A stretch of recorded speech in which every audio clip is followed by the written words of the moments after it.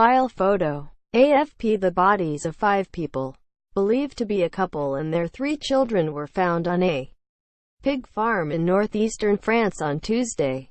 All 5 were killed by gunshots.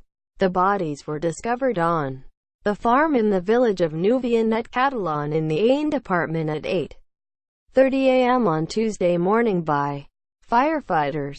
According to reports in France, the victims were 2 adults, aged in their 50s, and their 3 children, 2 boys and girl aged between 14 and 20.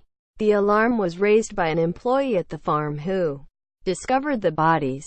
Investigators say they are keeping an open mind about what led to the deaths, but they believe a family tragedy, drame familial, is the likely cause. Detectives in the nearby town of Laon are in charge of the investigation.